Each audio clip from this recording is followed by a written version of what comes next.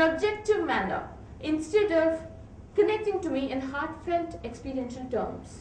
So there was this alienation between the healer and the sufferer. So in the current era, we need to engage with the fine details of sufferers' experiences themselves. Rather than having them regarded merely as raw data for diagnosis and prescription or for factor analysis and related summarizing techniques. I shall now explain how I was led down by various players in the mental health field, many of whom were mental health professionals themselves when I approached them for help with the advent of my illness. Now, many professionals who are traditional in their approach practice what is commonly called reality therapy, which says that realities can be shown to the client through direct confrontation of her delusions. This only serves to aggravate her problem and leads to a worsening of her situation, rather than a cure. Moreover, how can we be so sure that the client is suffering from delusions? Okay, so there's a study to illustrate this point.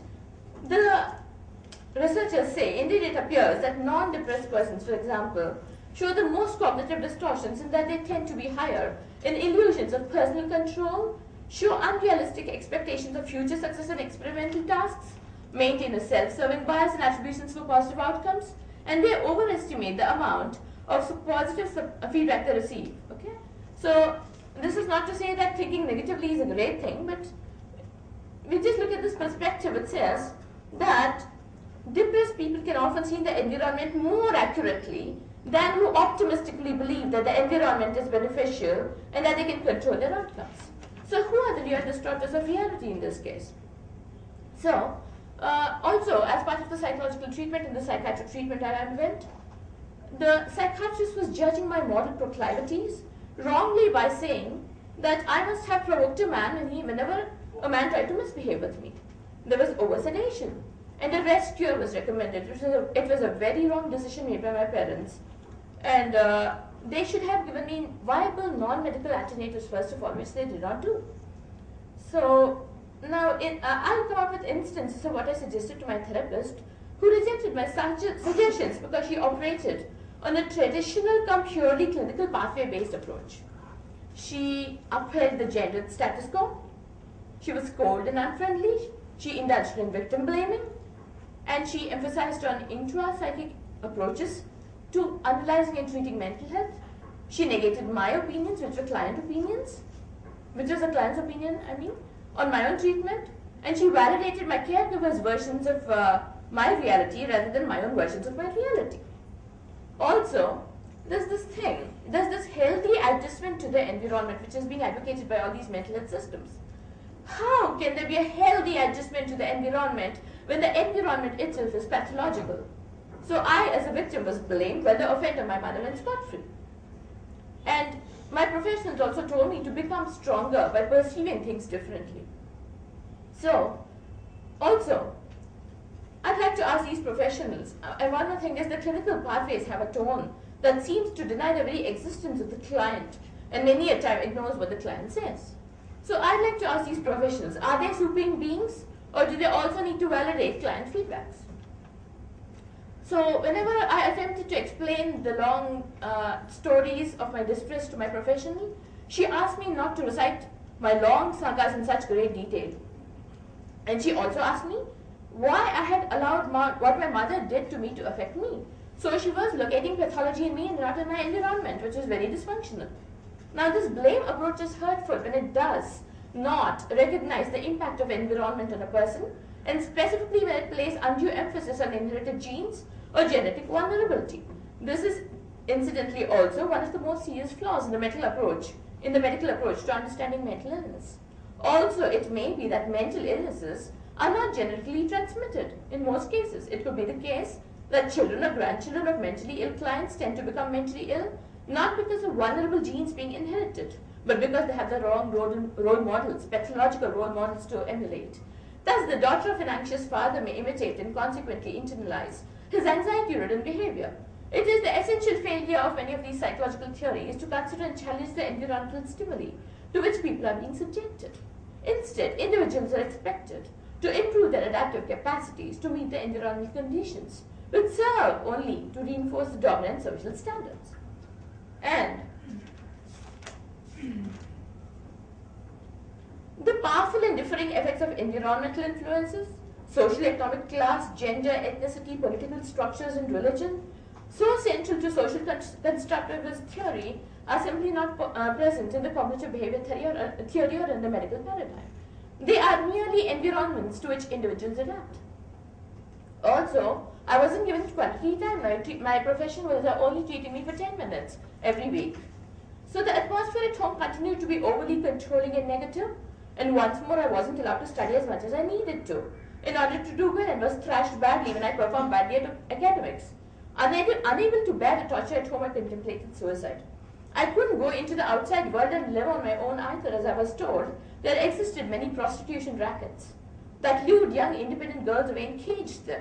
I could not go out, nor could I live peacefully in my own house with my father beating me and harassing me because he wanted me to do well.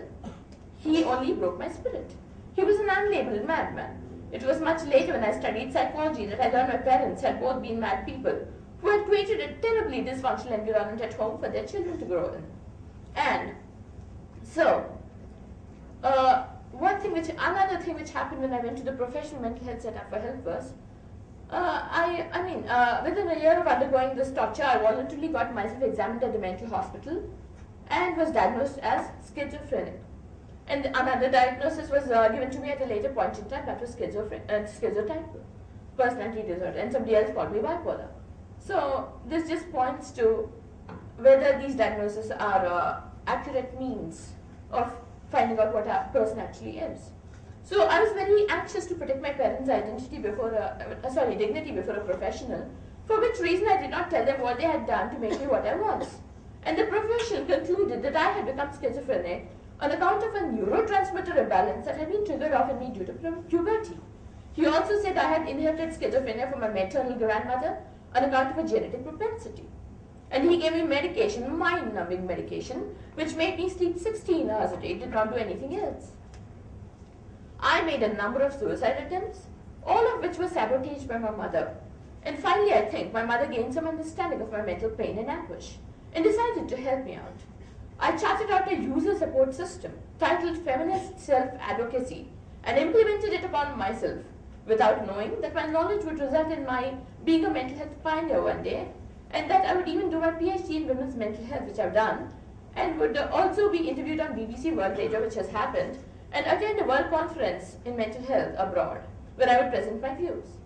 So I also would want to visit several other parts of the world to motivate clients to recover from mental illness by virtue of giving them a voice and a safe space to articulate their experiences and come out of their pain through mutual support via my new user support model and mutual sharing and collective lobbying to totally abolish the morbid realities that we had been through, such as contemplation of suicide, and finally overcame our suicidal thoughts. We finally overcame our suicidal thoughts and we empowered ourselves as women, totally and completely, and in some way made the world a much better place to live in.